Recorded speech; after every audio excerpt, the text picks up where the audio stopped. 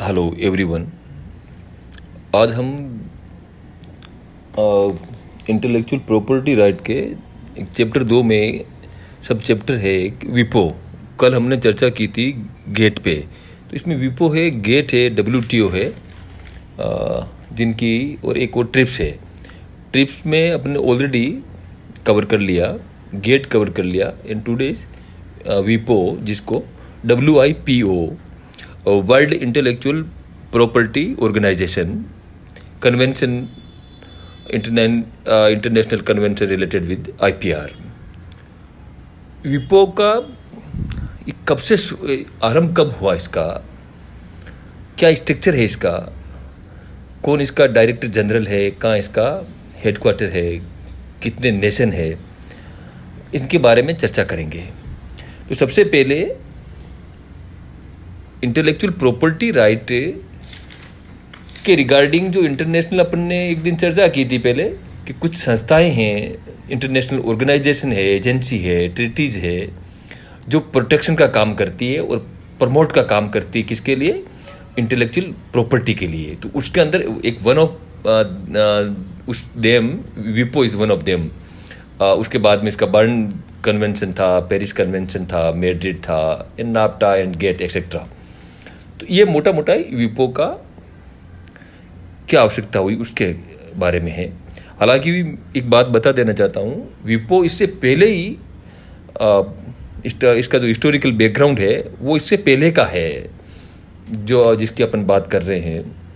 ये 1893 के लगभग इसके नाम चेंज होते रहे, दूसरे नाम से जाने लगा। Several time undergone the several changes.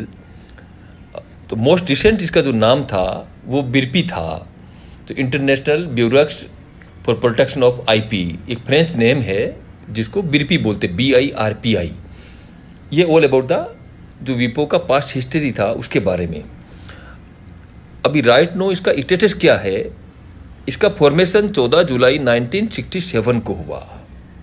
14 जुलाई 1967 को। टाइप क्या है? United nation. ये आपकी बुक में लिखा हुआ होगा शायद। यूनाइटेड नेशन संयुक्त राष्ट्र संघ की एक स्पेशलाइज्ड एजेंसी है, एक विशेष संस्थान है। और ये जो है इसका दर्जा मिला 1974 में। तो ये स्पेशलाइज्ड एजेंसी क्यों है? जैसा आपको विदित होगा, संयुक्त राष्ट्र संघ के तक करे लगभग 16 इस तरह की स्पेशलाइज्ड एजेंसीज है। Why it is said specialised? क्योंकि इसके स्पेशलाइज्ड नॉलेज और एक्सपर्टाइजेशन एक पर्टिकुलर फील्ड के लिए होती है। इसलिए जो 16 है उनमें से एक विपो भी है जिसका एक पर्टिकुलर नॉलेज है और एक एक्सपर्टाइज है। किसके लिए? For the protection and promotion of IP intellectual property. It is all about the specialised agencies. Legal status active है। इसका हेडक्वार्टर जेनेवा में है। इससे पहले बता दें, जब इसका नाम बिरपी था उस टाइम इसका हेडक्वार्टर बर्न में था। बर्न स्विट्जरलैंड की राजधानी है और जेनेवा एक स्विट्जरलैंड का शहर है उसके, जहाँ पे इसको शिफ्ट कर दिया गया। अब नेक्स्ट इसका आता है कि इसका डायरेक्टर जनरल या हेड कौन होता है। पहले मैं बता दूं, इसके डायरेक्टर जनरल का जो पीरियड होता है, काल होता है, वो 6 ईयर के लिए होता है। For the year of 6 year के लिए एक टर्म जो होता है वो 6 ईयर का होता है। अभी जो इसका कार्यकाल है वो फ्रांसिस गुरी है और ये शुरुआत हुआ था 2008 को और ये चलेगा 30 सितंबर 2020 को। यानी जब आपके एग्जाम हो रहे होंगे तब ये डायरेक्टर जनरल नहीं होंगे। अगर एग्जाम में क्वेश्चन आता आपके कि who is the director general of विपो, तो वो नेचुरली है दिसंबर जनवरी में आपके एग्जाम प्रपोज्ड होंगे। तो उसके टाइम आपको क्या लिखना है? उसके टाइम इसका रिप्लेस उसकी जगह दूसरा जो आएगा सितंबर के बाद अक्टूबर में, 1 अक्टूबर से उसका चुनाव कर लिया गया। वो है डेरेन टांग, जो कोरियन है, डेरेन टांग, DARENTANG, डेरेन टांग। इनका कार्यकाल भी 6 साल के लिए होगा, 30 सितंबर 2026 के लिए। अब एक आता है इसका पेरेंट ऑर्गेनाइजेशन कौन सा है। चूंकि देखो इनकी स्थापना या इस प्रक्रियाधीन था यूएन के पहले, यूनाइटेड नेशन है उसके पहले से है, लेकिन चूंकि 1974 को ये यूनाइटेड नेशन की एक एजेंसी बन गया, उसकी एक संस्था बन गया, तो उसके बाद में उसको ये स्पेशल एजेंसी का दर्जा दिया गया। तो अब now economic and social council का ये इसका पेरेंटल ऑर्गेनाइजेशन है। मेंबर इसके सदस्य कितने हैं?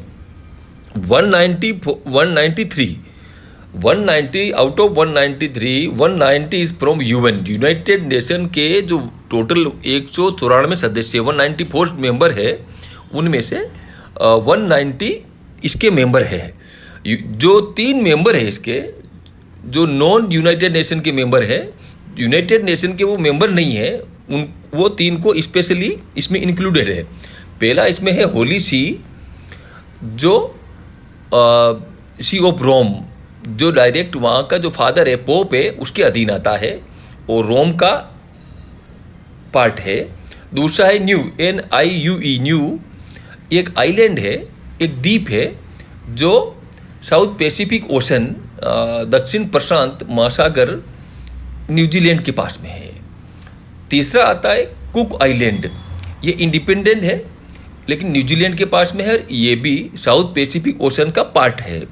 तो ये ऑल अबाउट द इसके बारे में जो था वो था। इसकी एक वेबसाइट भी है www.wipowipo.int। जैसा आपको बता दिया, ये एक ओल्डेस्ट इंटरनेशनल ऑर्गेनाइजेशन है।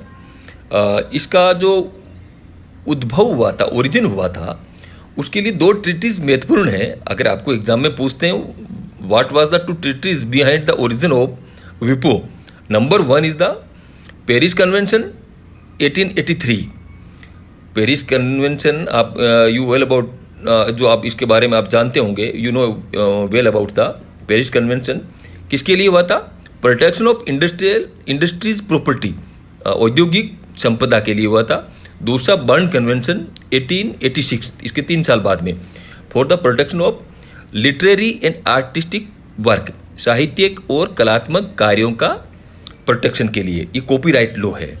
तो ये 2 इसके रूट में जाने जाते हैं, इसके मेन फंडामेंटल बेसिस है जो इसके उद्भव के लिए उत्तरदायी माना जाता है। अब वो पहले आपको बीपी के बारे में बता दिया था, एक फ्रेंच नेम है united international bureaux for the protection of IP, intellectual property. 1960 में बीपी का जो सेक्रेटरी था वो बर्न से जिनेवा मूव कर दिया गया, ट्रांसफ़र कर दिया गया। इन 1967 एक डिप्लोमेटिक कॉन्फ्रेंस हुई थी स्टॉकहोम में, वहाँ पे इसका स्थापना कर दी। उसके बाद में इसके जो convention come after the 1970, administrative clause of all the existing multilateral treaty, all जितनी भी ट्रीटी जो चल रही है ये मल्टीलेटरल है, revise because of the member state wish to give the new organisation. ये इसके बारे में काफ़ी कुछ बताता है। यूनाइटेड नेशन का एजेंसी 1974 में बना, एक स्पेशलाइज एजेंसी है। And why it is specialise? क्योंकि it has specialised knowledge and expertise.